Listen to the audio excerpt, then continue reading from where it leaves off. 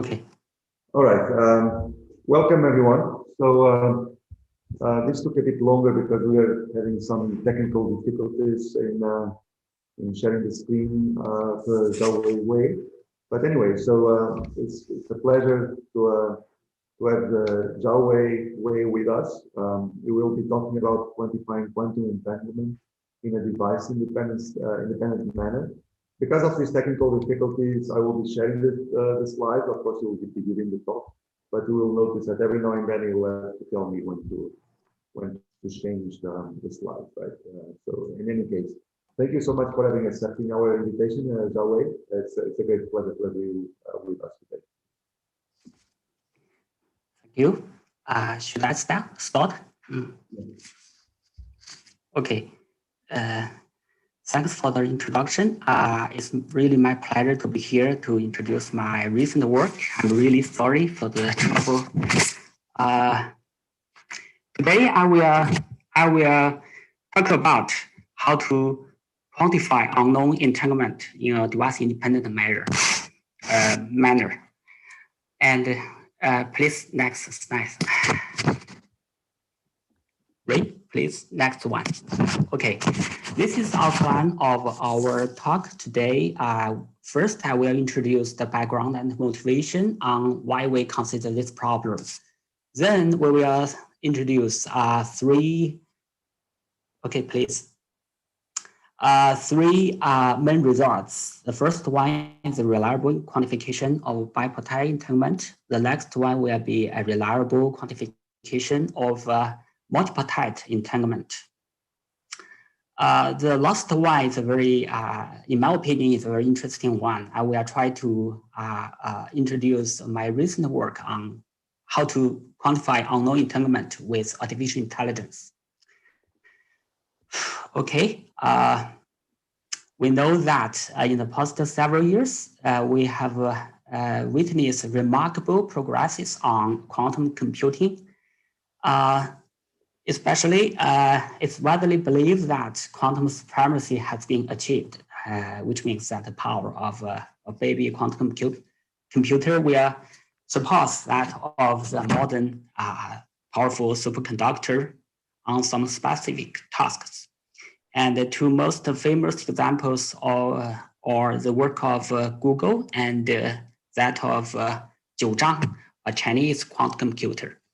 I think we don't have to talk about the details, and we think some people think they're controversial, but in principle, I think most of us believe that if we let the size of a quantum computer goes up again, anyway, if we enlarge the quantum computer further, and the supremacy or the advantage will be even more solid. So it can be said that the progress is very remarkable. So as a result, we will see the rise of quantum engineering and the quantum industries, especially people began to think about how to apply quantum computer in many industry areas like chemistry, drug research, machine learning, or even recently, quantum software has become a very active area to work on. Please, next one. And despite this remarkable progresses, we still face, we means the experts or scholars in quantum computing, we still face a very fundamental difficulty, which is that the size of quantum computers are still very small, relatively small. The main reason is that quantum information is extremely fragile. And to overcome this, we need a high precision of quantum controls, and we need error correcting or error mitigation. But we know that most of these tasks are very hard to realize physically. So it can be said that the number one mission of the quantum computing is the following: how to implement reliable quantum schemes, including computers with unreliable devices. So this is about our target problem today. We will consider the following profound task, which is that how to reliably characterize or even quantify those important quantum properties of an unknown quantum system. We mean we don't have any beforehand information or knowledge on the target quantum system, but we want to characterize some important quantum properties we are interested in. But we are using unreliable devices, and the controls we perform is not accurate. So you can imagine this is very important, because all the quantum advantage comes from those important quantum properties like entanglement. And we would like to point out another relevant fact is that if we have an unknown quantum system, to describe that system perfectly, usually we need exponential resources. But in principle, in realistic scenarios, we usually only have very limited resources. So it can be seen that even the control and the devices are perfect, the above task is still not easy because the resource we can consume is very limited. Please, next. So again, please, next. So in this talk, we will introduce some approaches that can achieve this. This means that we would like to characterize unknown quantum system reliably using unreliable devices or controls. We can take a look at the following very famous example, which is entanglement weakness. Actually, this is the most popular method we are using today. We means those quantum experimentalists. The basic idea is very straightforward. We wouldn't say it's simple. We would say it's very straightforward, because we know that the set of separable states are convex. As a result, if we want to prove that some unknown system is entangled, we would like to do the following thing. We will somehow find a proper operator E such that trace E sigma is non-negative for any separable state sigma. Well, we can see that it holds that the trace rho E is negative. If this is the case, we can see that the target state rho is entangled. So this is very straightforward. And the way we achieve this physically is that we decompose the operator E as a sum of a lot of measurements, and then we measure each one separately. So combine that together, we can find out what is the value of trace rho E. If we can see it's negative, then we know that it's entangled.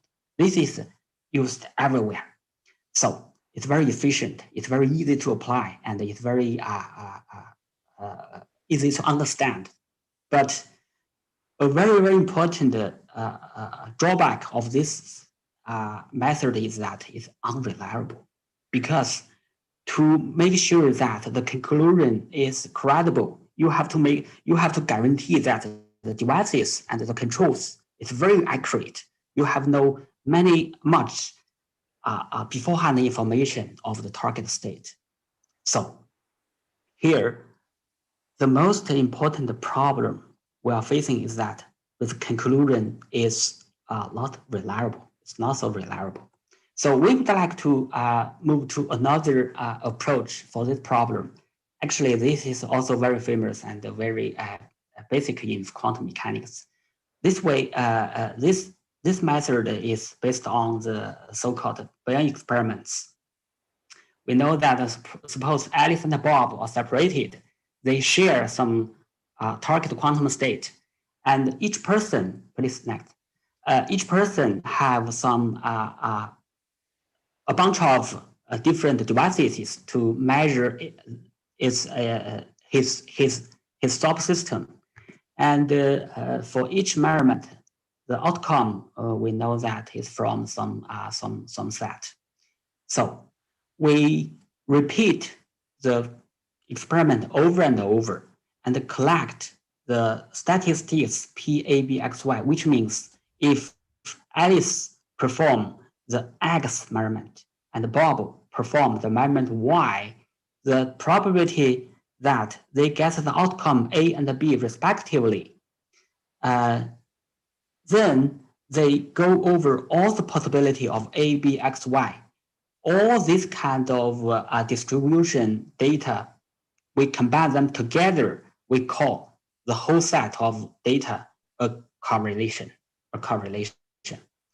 And the most profound knowledge in quantum mechanics is that quantum mechanics can produce some correlation that you cannot do that with classical method, in classical world. We can, okay, I think everybody knows this well, but I think we'd better review it briefly because we will use this profoundly. So it's well known that for classical world, the correlation, if we regard it as a point in the whole space, the set of the classical correlation is a polytope. And so this polytope can be described by a bunch of boundaries. And each boundary corresponds to a Bell inequality.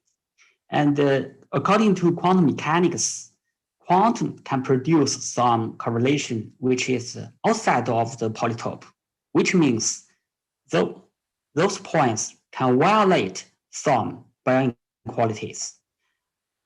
The essential part we care about here is that as long as you witness a violation to some Bell inequality, no matter how terrible the devices you are using are, you know for sure that the system your handle is entangled. Okay, so here, please next. So here, the point is that the conclusion that the underlying system is entangled is drawn only by the existence of a violation. So the conclusion is reliable, no matter how terrible the devices are. So which is the reason we call this kind of a protocol device independent, because we don't care about the internal workings of the devices. As long as we see violations to the Bell inequalities, we know that it's quantum, and we know that the system is entangled.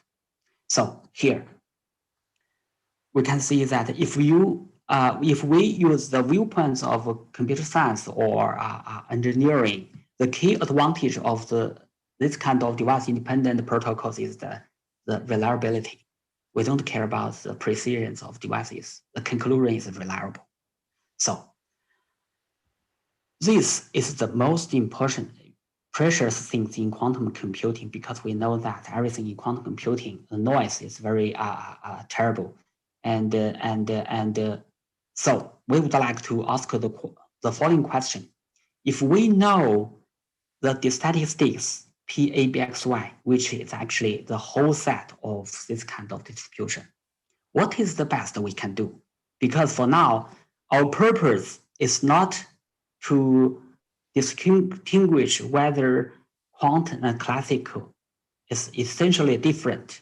Here, our motivation is to use this kind of physics to help us do computer science or information processing tasks. For example, we would like to know, for example, we know the PABXY, whether we can know the size of the underlying quantum system. In addition to the fact that the entanglement exists, whether we can know how much is that, how much is entanglement we are handling.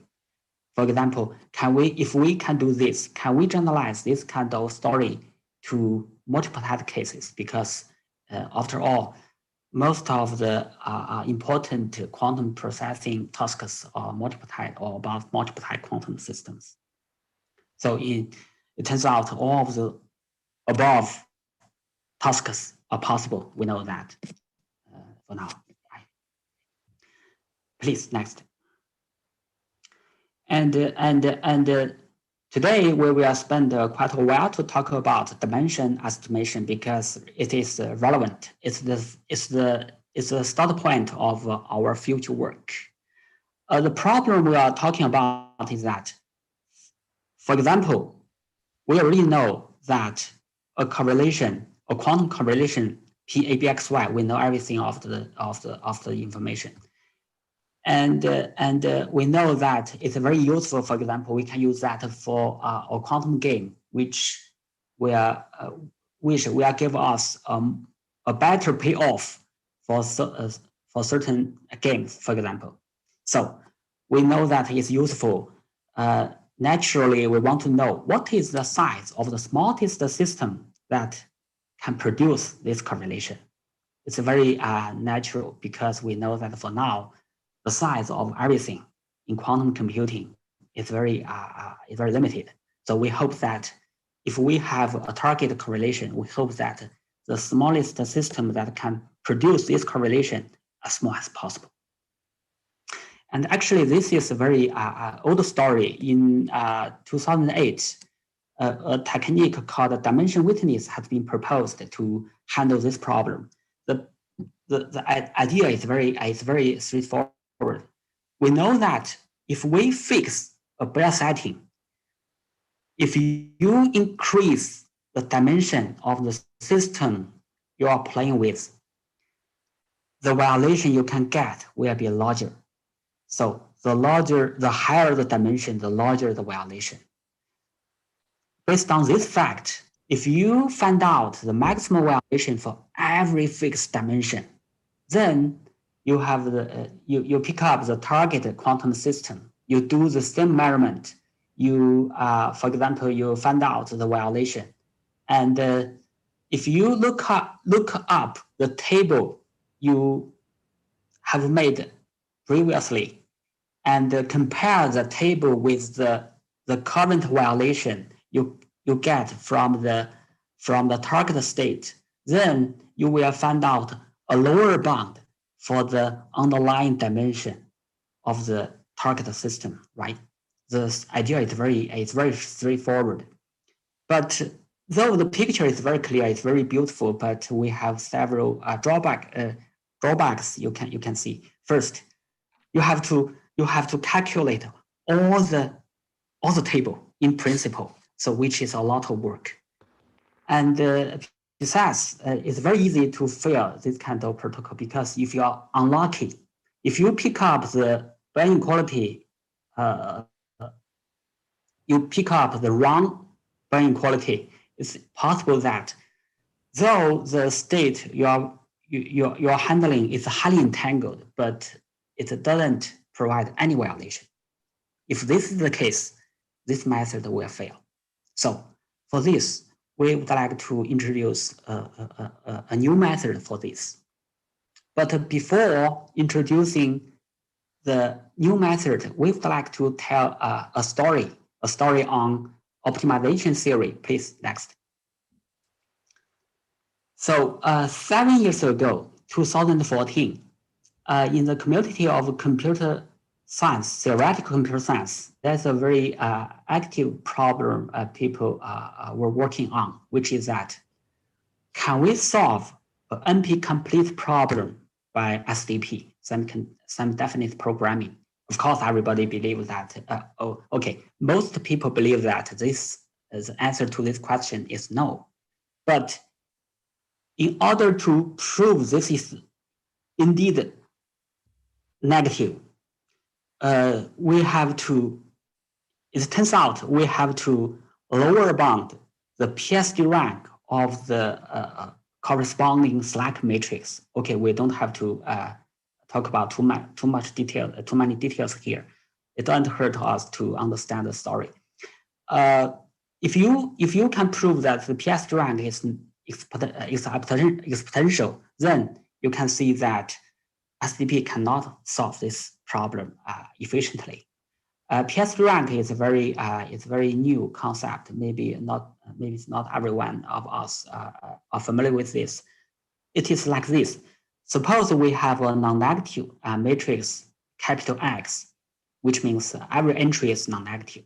Its PSD rank is the minimum integer C such that you can find two sets of PSD matrix A1 to AN, B1 to BM, such that Xij, the entry of the X, can be expressed this way.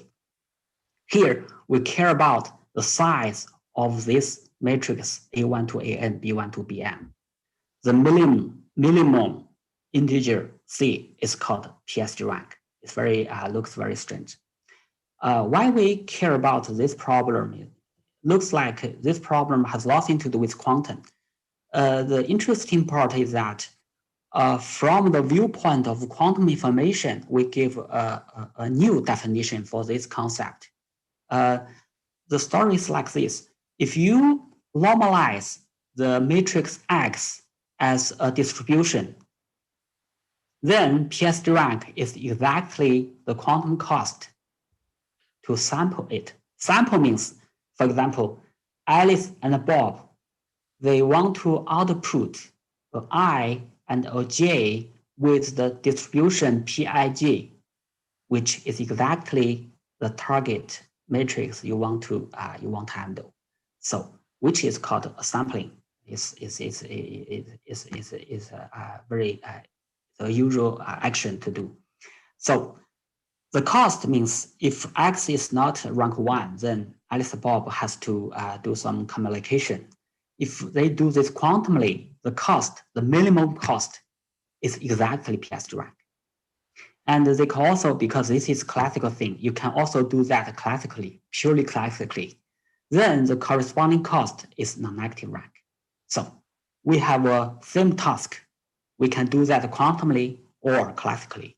And on both cases, the cost has been characterized perfectly, which gives us a perfect chance to study quantum advantage, because it's very easy to find a matrix such that the non-negative rank is much larger than PSD rank, which is an angle to review the quantum advantage in some specific information processing tasks.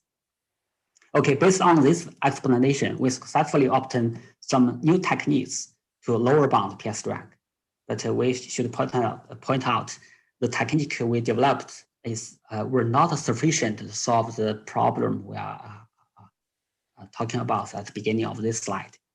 But the point is that we will use this technique later for quantum tasks. Okay, please continue. So please again. So let's go back to our story, our task, which is how to test, how to know the underlying dimension of the quantum system that produce a given PABXY. Okay, we have to mention a relevant fact, which is that for any given PXY, it can be characterized this way. A feature of this kind of correlation that produced by a pure state can be expressed this way. We have two equations, and here a very important fact is that if a correlation is produced by a smallest quantum system, we can always assume that this state is pure, which means if you have a quantum system, X mixed state, produce some correlation, we can always find another pure state with the same size that can produce a same correlation. So if you have a correlation data, we can always assume that the smallest system is pure. This is very important because if this is the case, everything is much simpler. So from now on, we will always assume that the state is pure. So if you look at the first relation here, you will see that it's exactly the form of PSD decomposition. So here the size of the quantum system is exactly the size of the operators EXA, F, Y, B, which means we can use our technique lower bounding PSD rank to solve the dimension test problem. And in addition, we have the second relation. It turns out the second relation can strengthen our old technique remarkably. So as a result, combine all the facts together, we can have a very nice lower bound for the dimension test problem, which is like this. You can see that it's analytic. If you have the data, I mean the correlation data P, X, Y, you can calculate the lower bound by hand. You don't have to do numerical simulations like the dimensional witness technique. And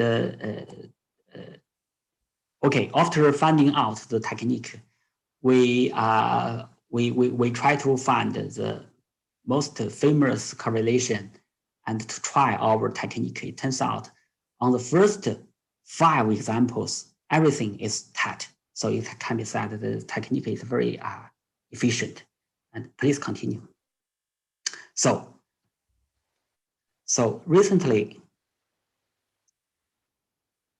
please continue. So recently, we have generalized this technique to multipartite case, actually. So here, the key point is that we avoid using Bayes inequality. This is how we do this on purpose, because we know that if you are using Bayes inequality, everything is very hard to analyze. So here, what we want to do is to find a better approach than a dimension witness. We hope that the new result is analytic, it's easy to compute. You don't have to do costly numerical simulations, or numerical calculations. So here, we do achieve this. The key point is that we didn't use Bayes inequality. We will go back to this point. So, but why we spend so much time on that dimension test, but today we focus on entanglement quantification. The reason is that this is the point as we have stressed previously. Please continue. Okay. This approach can be useful. Actually, it has been applied in quantum experiments. In this paper, our result was used to justify the high dimension of the experiment platform. The story is like this. Okay, suppose some experimentalists set up a new platform. So they want to prove that the size of the system they can control is high dimensional. So the way they do this, they achieve this is measure some quantum system, collect the data, then use our technique to prove that if you want to produce such a correlation, your dimension has to be high. That is the story.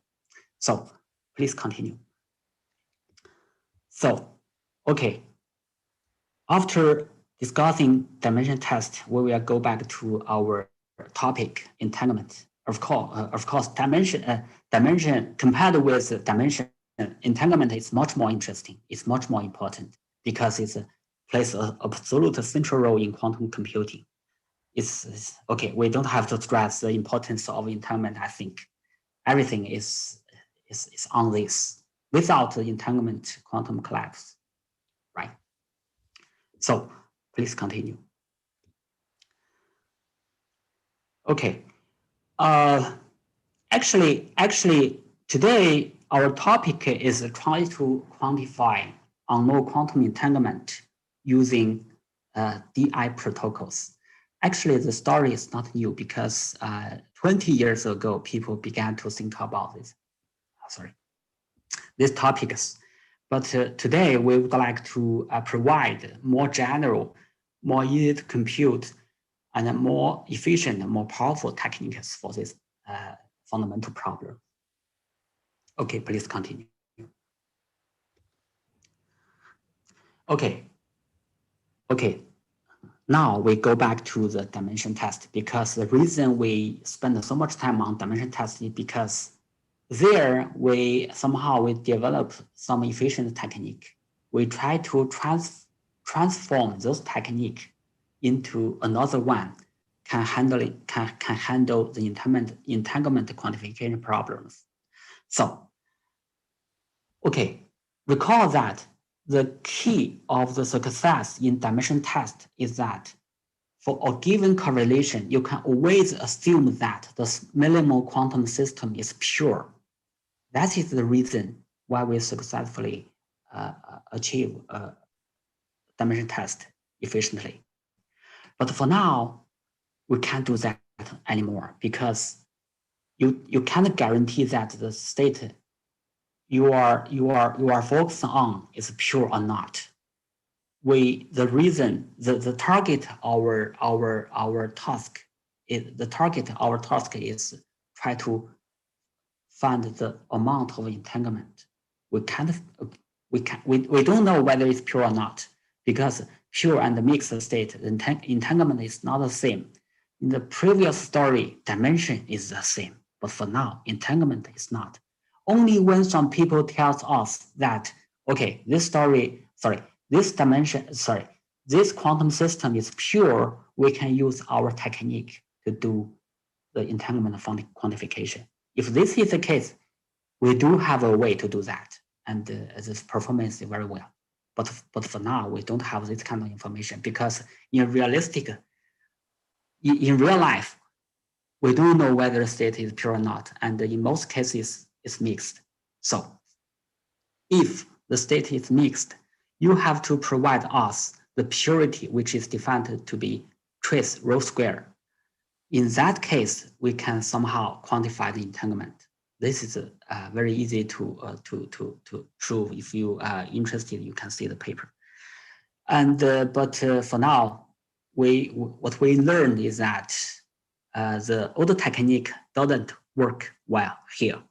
The lesson we learned here is that in the old technique, the success comes from the fact that we avoid using Bayes inequality.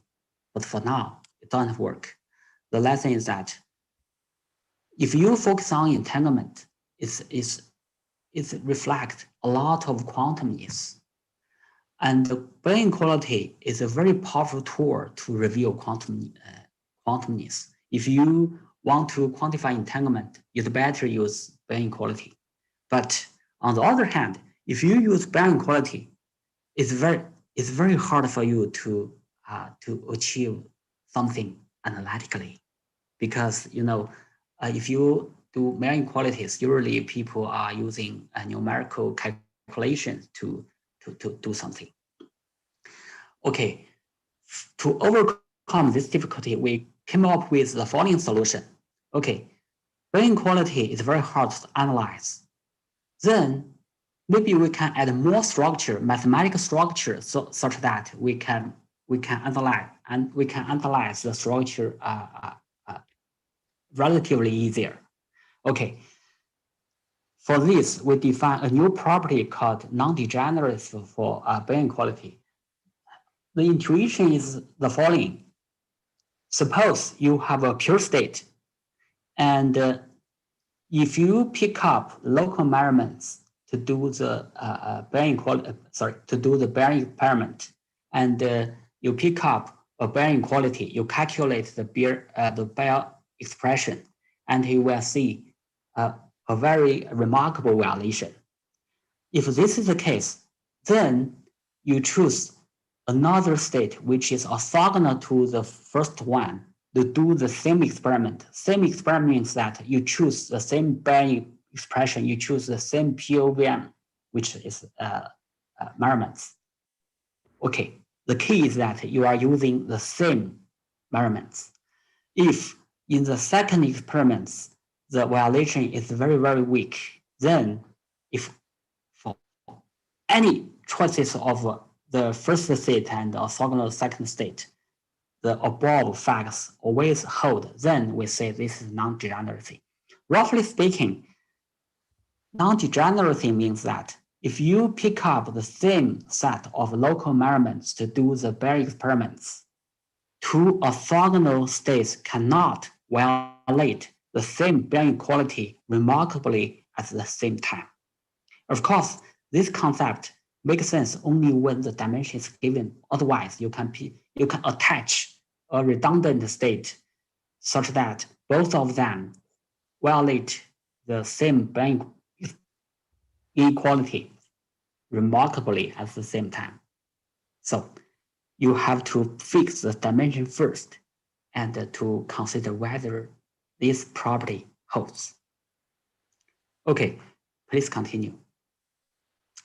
So the reason we introduce such a concept is that if this property holds, we can achieve the following.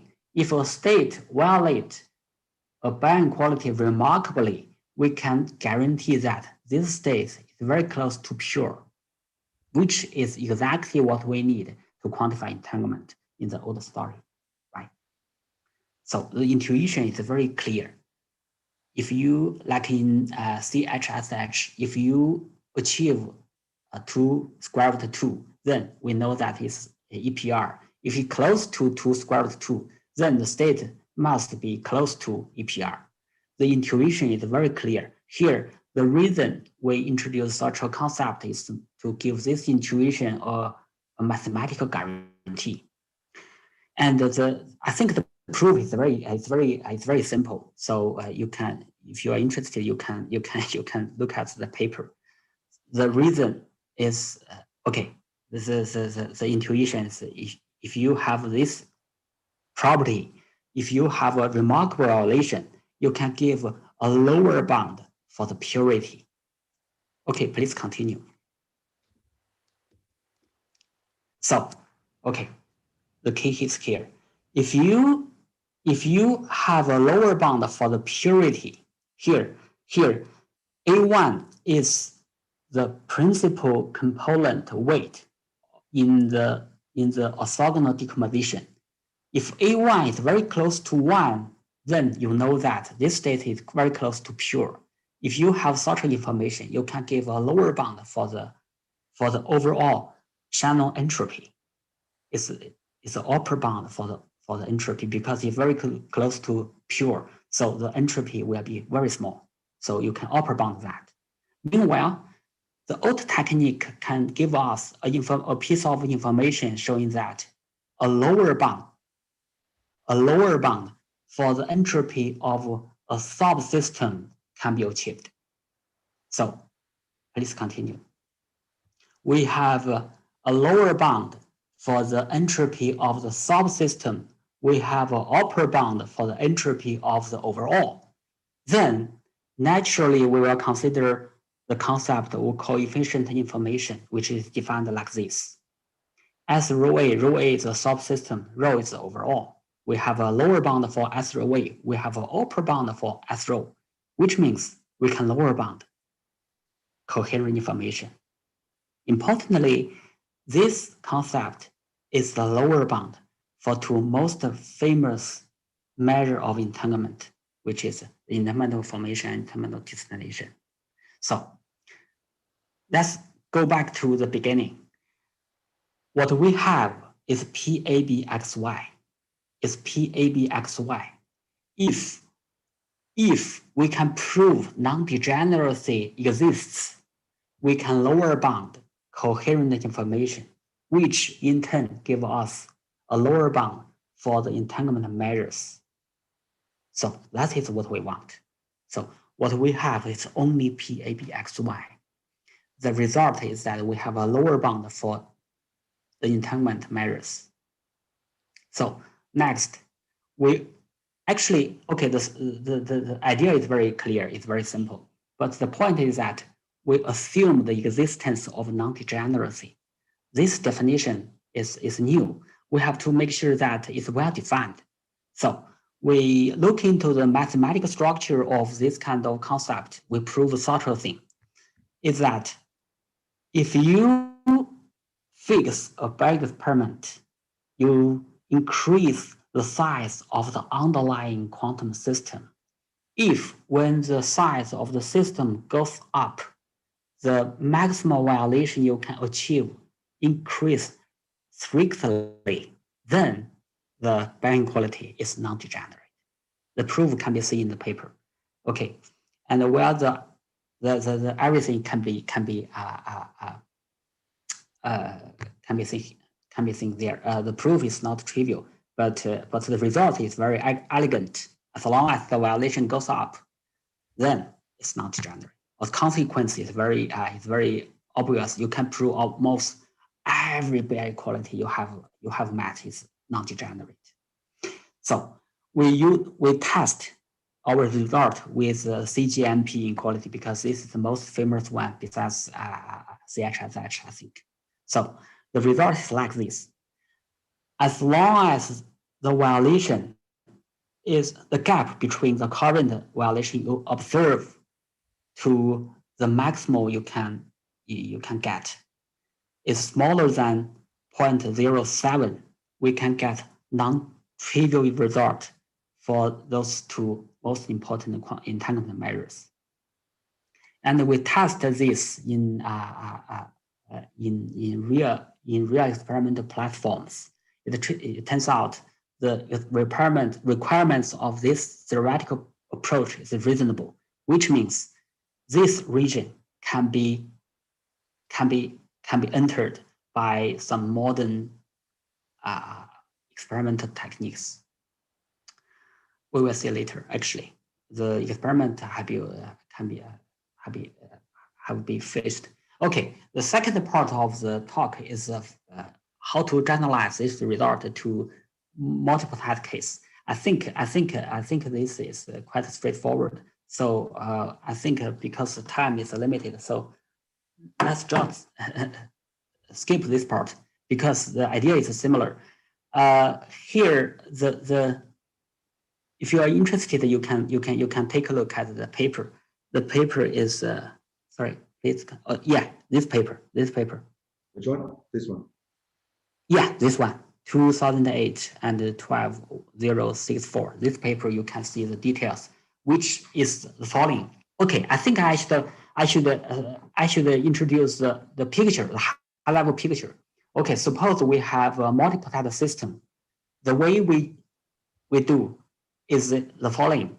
Again, we perform local measurements on each subsystem, which is relatively easy for experimentalists to perform. Then you collect the data, P, A, B, C, X, Y, Z, for example. Then you use the theoretical approach, our theoretical approach. Somehow you can get a lower bound for some easy to compute entanglement measures for multipartite entanglement. You know, for multipartite system, entanglement is notoriously hard to characterize, to quantify. Everything is hard.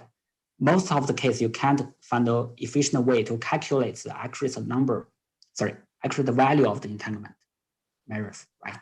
But fortunately, for the geometry measure and the relative entropy of entanglement, somehow we can do this. For example, the following theorem. If you collect the data, and if you are lucky, you can use this theorem to give a lower bound for the geometry measure. And for relative entropy of measurement, of entanglement, we have a similar result. Please continue. REE is a relative entropy of entanglement. Okay. Please continue. We also test the performance of these two approaches by using MABK inequality, which is a very famous inequality for multipartite system. The result is like this. For example, you have a 5-qubit states. It's already not easy for many platforms to realize. If the value is larger than 3.6 and 3.8, you can get non-trivial result on the quantification of the GME and the REE. GME is the geometry measure, and the REE is the relative entropy measure of entanglement. Here, the traversing bound is 4, which is the maximum value can achieved by quantum. And a very important fact is that 3.8 and 3.6 is realistic to achieve by optical quantum systems in modern labs, because we already achieved such a value in real life experiments, which means this theoretical approaches has been demonstrated by real quantum experiments. And you can please continue. Yeah, you can take a look at this paper to see the details. By using optical systems, we test all the above approaches, including bipartite case and multipartite case. Everyone is reasonable. I think these approaches deserve further developments because it's really useful in some sense. Okay, please continue. The above approaches, you can see that what we are trying is to do analytical things. We try to do everything analytically or half analytically. But you can imagine the conclusion must be conservative because we want to do the following. If you give me PABXY, we want to prove that the entanglement measure should be at least a certain amount. You can see here, because our result is analytic, so the performance must be very poor.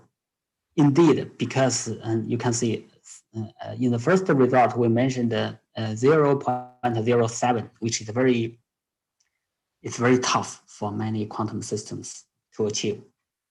So only when the observed violation or the non-locality is very strong, we can give some non-trivial result by using our approach. So from the viewpoint of engineering, sometimes strong result is much more useful, much more valuable. So even if we can't prove that it's reliable, we still prefer this kind of result. We can see enough examples of this kind. For example, many industry applications of AI.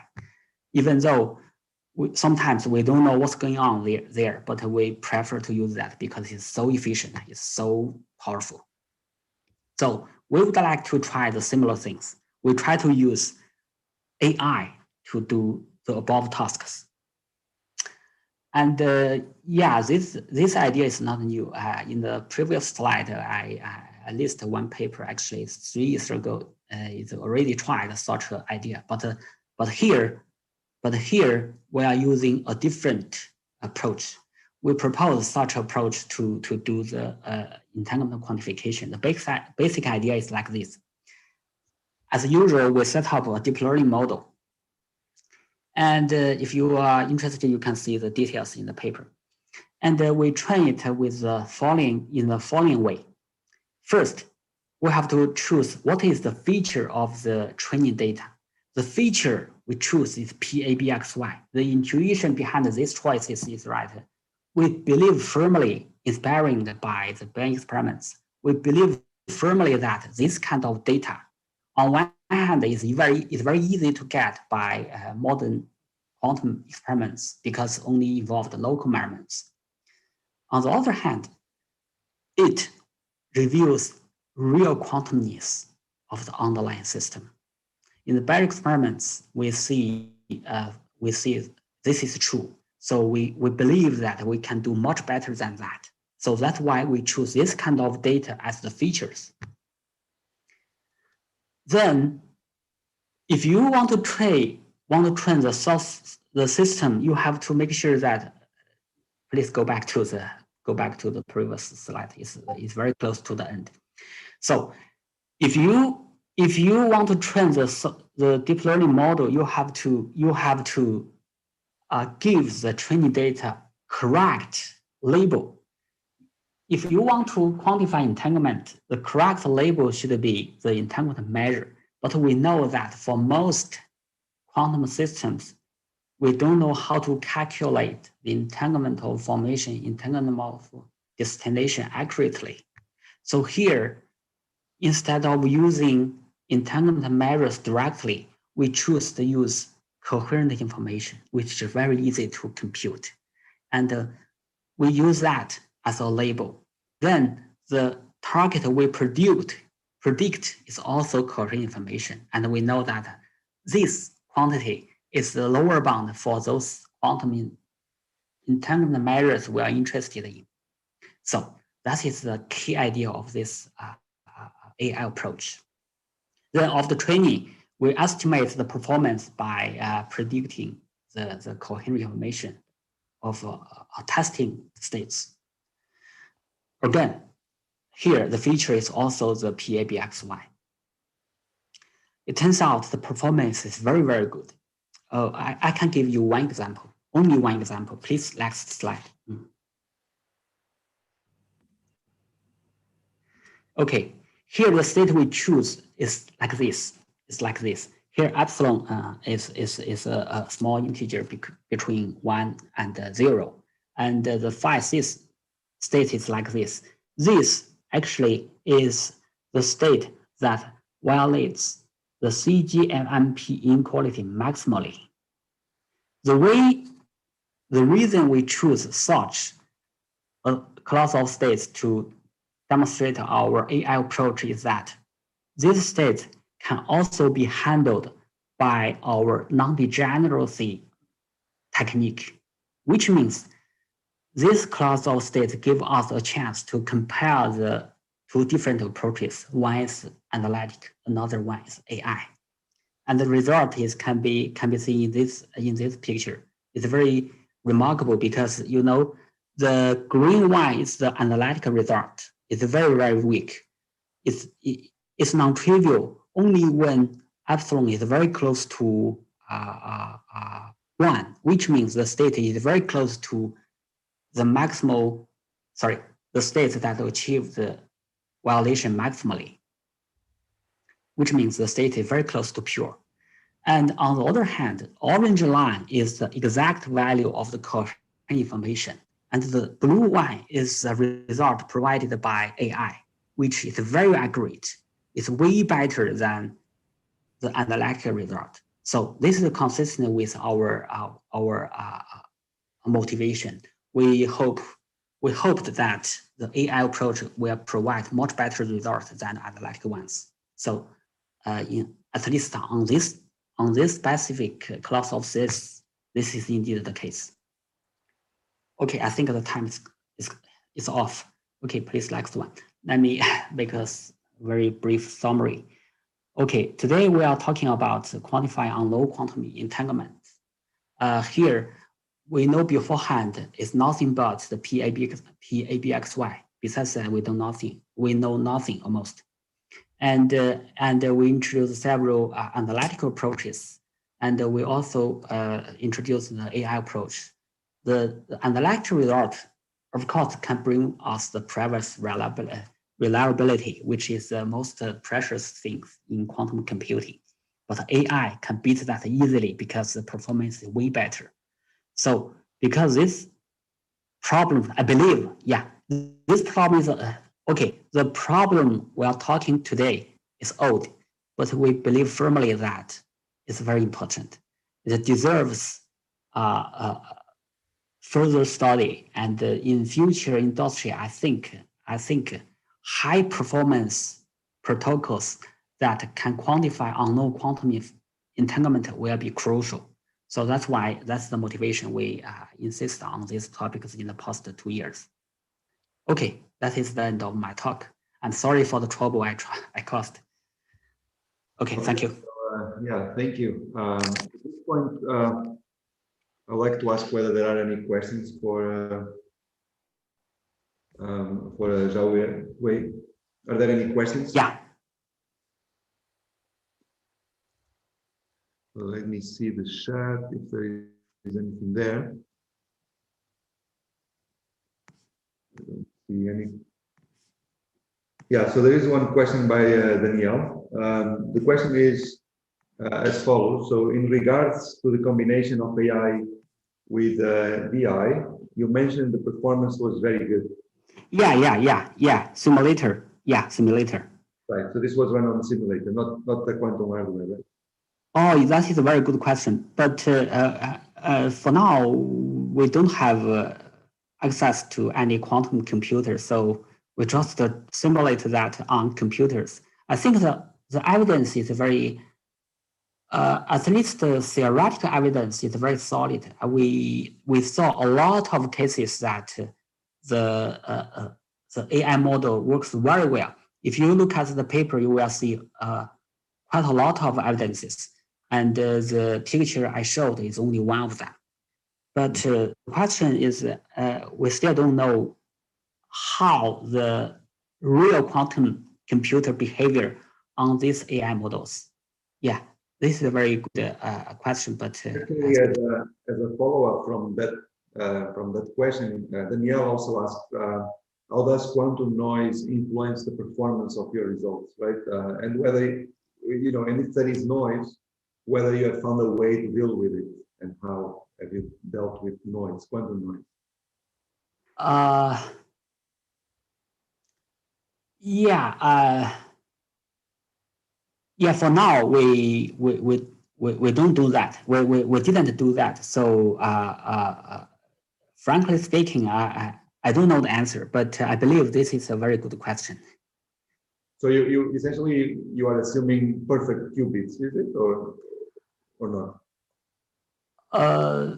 For AI, we let me see.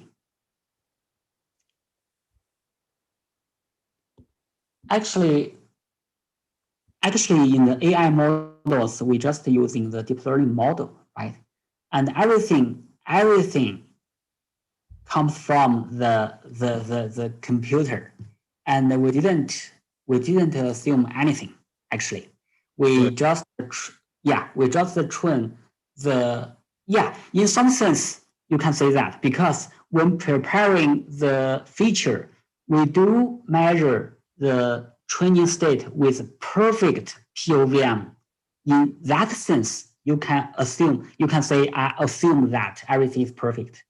But for now, I think the motivation is to showing that AI model can do this.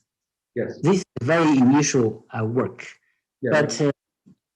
But if you add a noise there, I think is I didn't do that, so I can't say anything for sure. But I think this is very interesting.